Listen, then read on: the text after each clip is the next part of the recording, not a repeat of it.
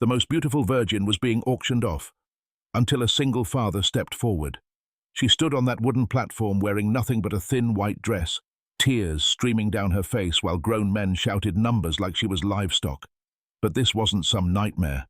This was Tuesday afternoon in Milfield, Kansas, and 19-year-old Charlotte May was about to be sold to the highest bidder, the Silver Dollar Saloon, rife with whiskey and sweat.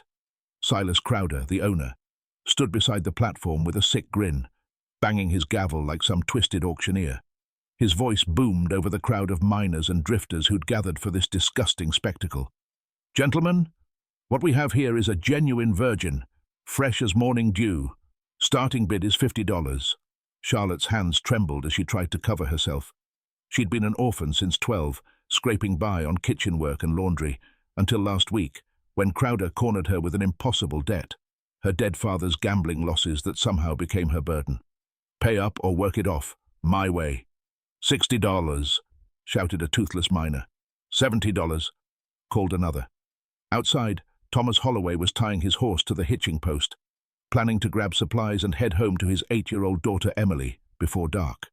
He'd been a widower for 3 years, working his small farm and trying to raise his child right in a world that seemed to get meaner every day. But then he heard the shouting from inside the saloon, and the crying. Thomas pushed through the batwing doors, expecting to see a card game. Wrong. Instead, his blood turned to ice. There on that platform stood a girl barely older than a child, being auctioned off like property, while men treated her suffering as entertainment. $85, someone yelled. Charlotte's eyes found Thomas in the crowd. For a moment, their gazes locked. He saw something in her face that reminded him of his own daughter, pure terror mixed with desperate hope that someone, anyone, might help. $100. The voice belonged to Jack Morrison, a cattle rancher known for his cruelty to women. Charlotte's face went white. Thomas felt his heart pounding. He had exactly $93 in his pocket, money meant for winter supplies, medicine for Emily, and food to last them through the harsh months ahead. Losing it would mean real hardship. But looking at that terrified girl, then at the predatory faces surrounding her, Thomas realized some things mattered more than money. $200. Every head in the saloon turned. Thomas stepped forward, his voice steady despite his racing pulse. The crowd murmured in shock. 200 was more than most men made in 6 months. Silas Crowder's eyes lit up with greed. "Well, well, do I hear 210? The room fell silent. Jack Morrison glared at Thomas, his hand moving to his gun. "You sure you want to make an enemy today, farmer?" But what Thomas said next would change everything and put both their lives in immediate danger. "This girl's coming home with me," Thomas announced, his voice cutting through the tension. "But not for what you think." The saloon erupted in confused murmurs. Silas Crowder banged his gavel, eager to close the deal before anyone changed their mind. "Sold to the gentleman farmer for $200. Jack Morrison's face twisted with rage. Nobody outbid Jack Morrison. Nobody humiliated him in front of half the town. His hand stayed near his cold .45 as he watched Thomas count out bills with steady fingers. Charlotte couldn't believe what was happening. She'd prayed for rescue, but rescue usually came with its own price. Men didn't spend that kind of money without expecting something in return. Her whole body shook as she climbed down from the platform. Thomas approached her carefully, like she was a wounded animal. "Miss, I need you to know something right now. You're safe. I have a daughter your age, and I couldn't stand by and watch this happen. You're not going to—" Charlotte whispered, unable to finish the sentence. "No, ma'am. We're walking out of here, and you're coming to my farm, where you'll have food, shelter, and respect. Nothing more expected." For the first time in days, Charlotte felt like she could breathe. But that relief lasted exactly 30 seconds. Jack Morrison stepped between them and the door. "Hold on there, farmer. Nobody spends $200 on charity. What's your real game here?" "No game. Just doing what's right." Jack spat. "Boy, you just made the biggest mistake of your life. That girl owes Crowder money, which means she owes me money. I got a prior claim." Thomas felt ice in his veins. "What prior claim?" Silas Crowder suddenly looked nervous. "Now, Jack, we had a deal. Fair auction, fair sale, fair—" Jack's voice rose dangerously. Didn't tell Farmer Boy here about our arrangement. Did you, Grayson, about how I already paid you $50 last week for first rights to this little dove? The crowd started backing toward the walls when Jack Monroe got angry. People tended to get shot. Charlotte grabbed Thomas's arm. Please, just leave me. Don't get killed over someone like me. But Thomas had already noticed something that made his stomach drop. 3 of Jack's men had quietly positioned themselves near the exit. 2 more flanked the bar. They weren't just dealing with one angry rancher. They were surrounded.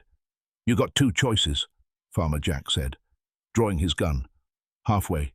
Walk away and leave the girl, or try to leave with her and see what happens. Thomas looked at Charlotte's terrified face, then at his own hands. Hands that had never drawn a gun in anger, hands better suited to ploughing fields than gunfights. He thought of Emily, waiting at home needing her father. The smart choice was obvious, but sometimes doing right means doing stupid. We're leaving together, Thomas said quietly, placing himself between Charlotte and Jack's gun. And if you want to stop us, you'll have to shoot an unarmed man in front of 20 witnesses. Jack's eyes narrowed. You think I won't? I think you're mean, but you're not stupid. Sheriff Bailey's office is right across the street. You gun down an innocent farmer. You'll hang before sundown. The standoff stretched like pulled wire. Every man in the saloon held his breath, waiting to see who would blink first. Charlotte pressed closer to Thomas, feeling the tremor in his hands, despite his steady voice. Then Jack started laughing, a cold, ugly sound that made everyone's skin crawl. You're right, farmer. I ain't stupid, which is why I ain't going to shoot you here. He holstered his gun with deliberate slowness. But Milfields are small-town roads, get mighty dangerous after dark. Accidents happen all the time. Thomas felt his throat tighten. Jack was letting them leave, but only so he could hunt them down outside town limits where there'd be no witnesses. Smart man would take his loss and ride on, Thomas replied. Smart man wouldn't have started this fight. Jack's grin turned predatory. But you did start it, farmer, and I always finish what gets started. Grayson cleared his throat nervously. Gentlemen, perhaps we can work something out, Jack. You keep the 50. You already paid me. Farmer gets the girl. You get your money back. Everybody's happy. Nobody's happy. Jack snarled. I don't want my $50 back. I want what I paid for. Thomas guided Charlotte toward the door, moving slowly to avoid triggering violence. The crowd parted like they were walking through a minefield. Every step felt like it might be their last. They made it to the batwing doors, when Jack called out one final time, Farmer. What's your name? Like to know what to put on your grave marker. That paused. Giving his name meant Jack could find his farm, could threaten Emily, but lying would only delay the inevitable. Thomas Holloway, and you won't need a marker because I don't plan on dying today. They stepped into the afternoon sunlight, but freedom felt like an illusion. Main Street stretched before them like a gauntlet. Thomas's horse waited at the hitching post, but his farm was 8 miles away, through empty prairie. Acred, M.I., where Jack Monroe could do whatever he wanted without consequences. Charlotte whispered urgently. There's something you need to know about Jack. Something. Grayson didn't tell you.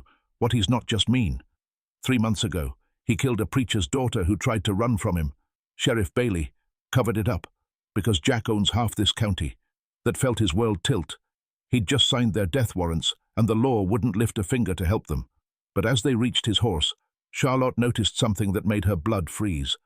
A small figure was running toward them down Main Street, calling out in a child's voice, Papa, Papa, you're back. It was Emily, and she was heading straight into the most dangerous situation of her young life. Thomas's heart stopped as his 8-year-old daughter came running down the dusty street, her blonde braids bouncing completely unaware of the danger surrounding them. Emily had disobeyed his strict instructions to stay with Mrs. Henderson and somehow made it to town alone. Emily, stop! He called out, but she was too excited to listen behind them. Jack Monroe emerged from the saloon, with his men, and Thomas saw the exact moment when Jack's cruel mind started working. The rancher's eyes locked onto the approaching child, and his grin became something monstrous. Well, well, Jack said, loud enough for everyone to hear. Looks like Farmer Boy brought his little girl to town. Sweet thing, ain't she? Charlotte grabbed Thomas's arm. He's going to use her against you. Emily reached them, breathing hard, from her run, Papa. Mrs. Harris got sick, and I was scared. So I came to find you, and she stopped mid-sentence, noticing the strange woman beside her father and the tense faces all around them. Honey, Thomas said carefully, I need you to get behind me and stay very quiet. But Jack was already moving closer, his spurs jingling with each deliberate step. "That's a mighty pretty daughter you got there. Holloway, be a real shame if something happened to her on account of your poor judgment." The threat hit Thomas like a physical blow. This wasn't just about him and Charlotte anymore. Jack had just made it clear that Emily was now part of this deadly game. "You touch one hair on her head," Thomas started. "You'll what?" Jack interrupted. "Fight me. You ain't even armed, farmer. But I tell you what I'm going to do. I'm going to give you one last chance to be smart. Leave the girl here with me and walk away. Your daughter goes home safe. You go home safe. Everybody's happy. Leave Charlotte with you." "You mean?" "That's exactly what I mean." Thomas felt the impossible weight of the choice crushing down on him. Save Charlotte and risk his daughter's life, or sacrifice Charlotte to protect Emily. Either decision would destroy something inside him. Emily tugged on his coat. "Papa, I'm scared. Who is this man?" Charlotte knelt down beside the little girl. "Honey, my name's Charlotte. Your papa's trying to help me. But it's gotten complicated. Are you in trouble?" "Yes, sweetheart. Bad trouble." Emily looked up at her father with those trusting blue eyes that reminded him so much of her mother. "Papa always helps people in trouble." Mama taught him that the innocence in her voice made Thomas's chest tight. His wife, Sarah, had indeed taught him to stand up for those who couldn't defend themselves. But Sarah had never faced Jack Monroe. Jack stepped closer, his patience clearly running out times. "Up, farmer? What's it going to be if you were Thomas? What would you do? Sacrifice an innocent girl to save your own daughter, or risk everything to protect them? Both. Tell me in the comments. I need to know which side you'd choose, because what Thomas decided next would either make him a hero or get them all killed." Thomas looked at his daughter, then at Charlotte, then at the crowd of onlookers who were watching this drama unfold like it was entertainment. In that moment, he realized something that changed everything. "You're right, Jack. I'm not armed." Thomas's voice carried a strange calm. "But you're wrong about one thing." "Yeah, what's that?" "You think this is just between you and me. But look around." Jack frowned, momentarily confused, and that confusion was about to cost him everything. Thomas gestured toward the growing crowd that had spilled out of shops and businesses to watch the confrontation. "Half. This town's been watching you threaten a child. Jack, Sheriff Bailey might be in your pocket, but Judge Crawford ain't, and neither is the territorial marshal who's due through here next week." Jack's confidence flickered for just a moment, but it was enough. Thomas pressed his advantage. "You see, Jack, you made this public, real public, and now everyone's going to remember the day Jack Monroe threatened to hurt an 8-year-old girl because her daddy wouldn't let him buy a woman, like she was cattle." Murmurs have rippled through the crowd. Through Thomas was right. This had become a spectacle, and Jack's reputation for cruelty was now on full display in front of the entire town. Furthermore, Thomas continued, his voice growing stronger. "That woman. You're so desperate to claim she's got family coming to look for her. Charlotte, tell him about your brother." Charlotte caught on immediately. "My brother James rides with the Pinkertons. He'll be here within the week, and he don't take kindly to men who hurt his sister." It was a complete lie. But Jack didn't know that the Pinkerton Detective Agency was feared throughout the West, and even Jack Monroe didn't want that kind of trouble. Jack's face reamed with rage and frustration. His perfect plan was unraveling in front of everyone. "You think you're real clever, don't you, farmer? I think I'm real tired of this conversation," Thomas replied. "Emily, Charlotte, get on the horse." But as they moved toward the hitching post, Jack made a desperate play. Tommy, Jake blocked their path. 2 of Jack's men stepped forward, hands on their guns. The crowd gasped and started backing away. This was about to turn into a bloodbath on Main Street. That's when an unexpected voice cut through the tension. "I wouldn't do that if I were you boys." Everyone turned to see Doc Whitaker emerging from his office across the street, but he wasn't alone. Behind him came Reverend Daniel's shopkeeper, Harold King, and 6 other townsmen, all armed. Doc Whitaker adjusted his spectacles and addressed Jack directly. "Monroe, we've had enough of your bullying in our town. These good people have done nothing wrong, and we won't stand by and watch you terrorize a child." Jack looked around wildly. Suddenly, his 5 men seemed awfully outnumbered. The crowd that had been passive observers was now clearly taking sides, and they weren't taking his. "This ain't over," Jack snarled. "Yes, it is," Doc Whitaker said firmly. "Pack up your men and ride out today, and don't come back to Milfield for a moment." It looked like Jack might draw anyway. Consequences be damned. His hand hovered over his gun, while 8 armed men faced him down. Then Grayson made everything worse. "Jack, You still owe me $300 from last month's poker game. Maybe it's time to settle accounts." Jack's face went white. He'd forgotten about that debt, and now he was cornered financially as well as physically. But what Grayson said next would spark the violence everyone was trying to avoid. If you're enjoying this story, hit that subscribe button, because it's about to get even more intense, matter of fact. Grayson continued with a nasty smile. "I think that debt just transferred to our new friends here. Congratulations, farmer. You just inherited Jack Monroe's biggest problem." The implications of Grayson's words hit everyone at once.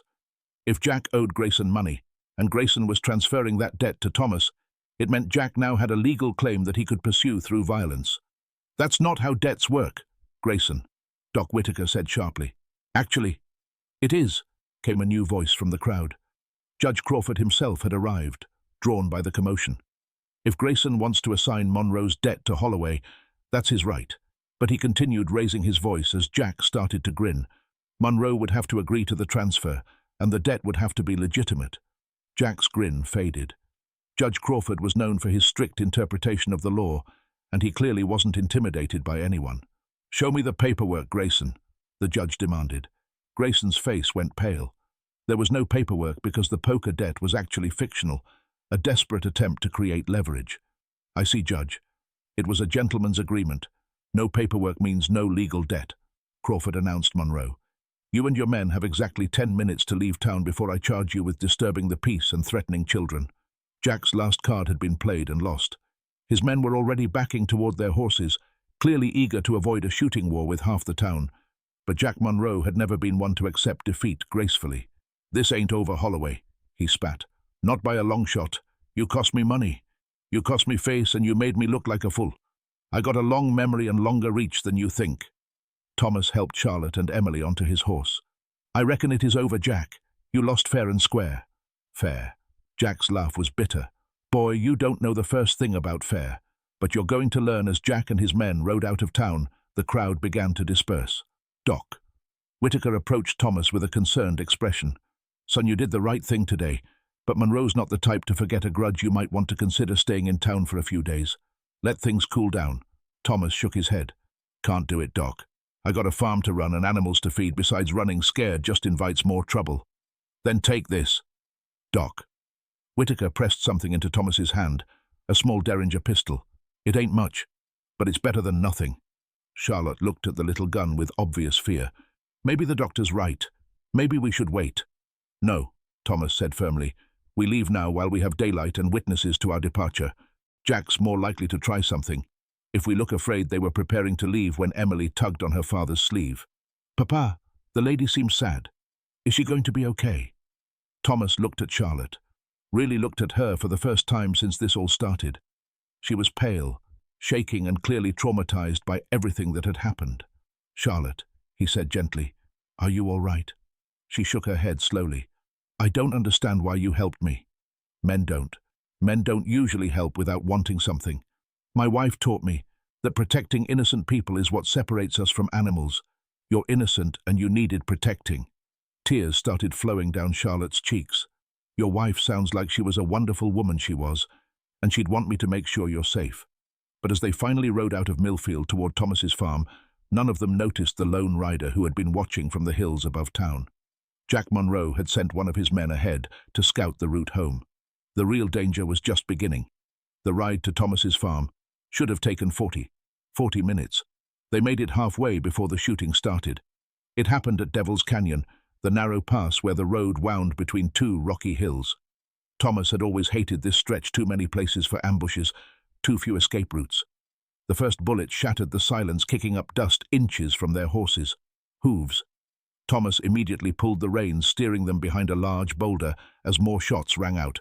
"Stay down!" he shouted, covering Emily and Charlotte with his body from the hills above. Came Jack Monroe's voice, ugly with triumph. "Thought you were real smart back in town, didn't you, farmer? But out here ain't no judge to protect you." Thomas counted the muzzle flashes. 4 men on the left ridge, 2 on the right. They were completely surrounded with nowhere to run. "What do you want, Jack?" Thomas called out.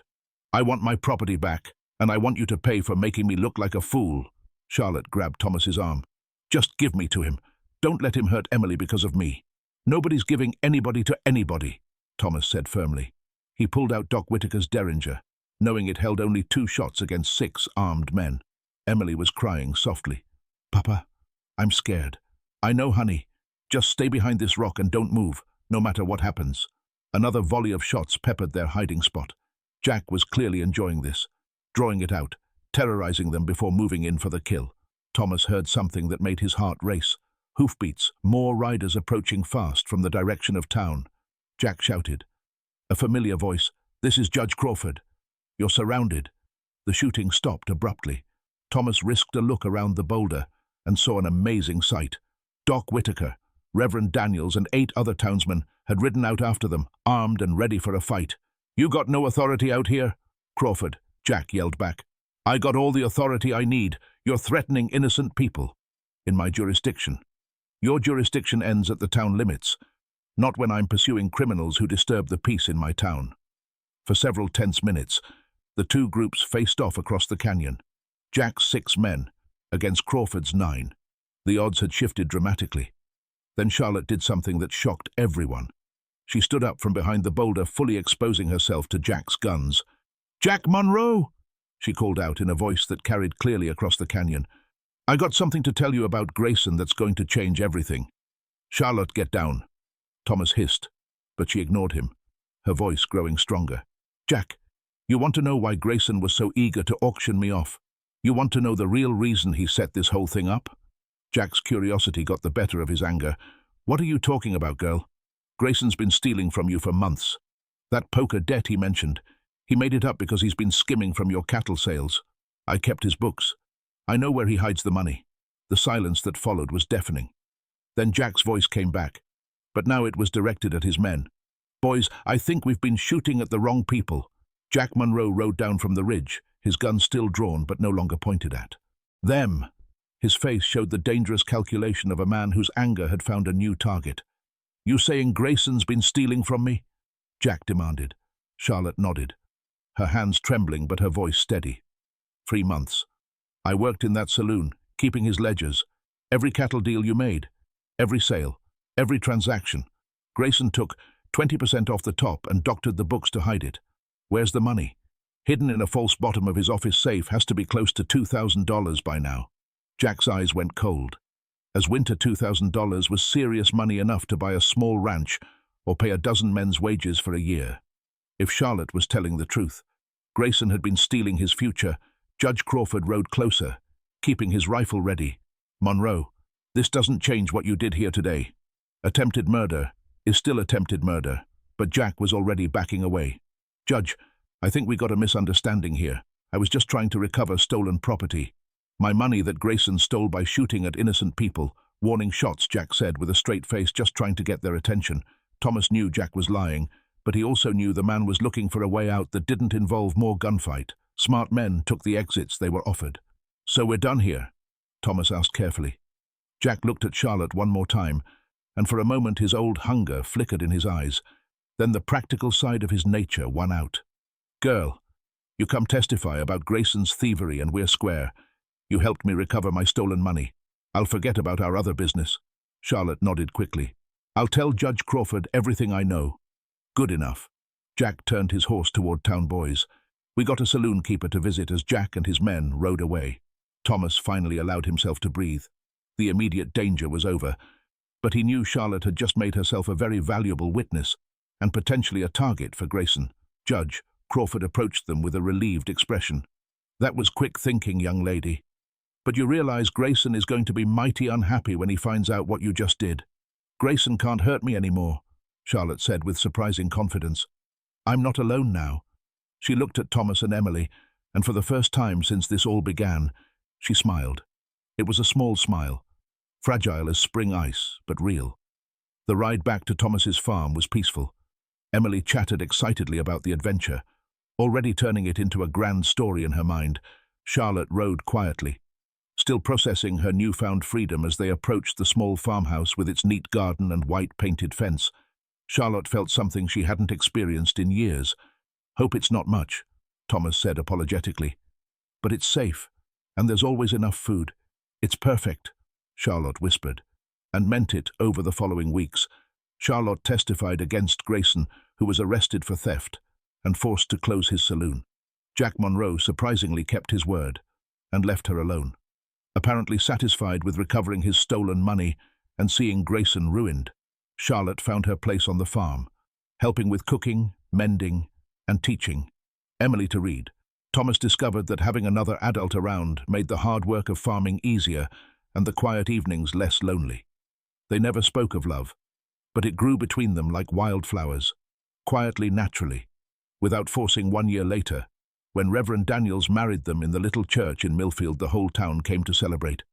Even Judge Crawford attended, commenting that it was nice to see a story that started with such ugliness end with such beauty. Sometimes doing the right thing costs everything, but sometimes, if you're very lucky, it gives you everything you never knew you needed. If you enjoyed this story and want to see more tales of courage, redemption, and the untamed American West, make sure to subscribe to our channel.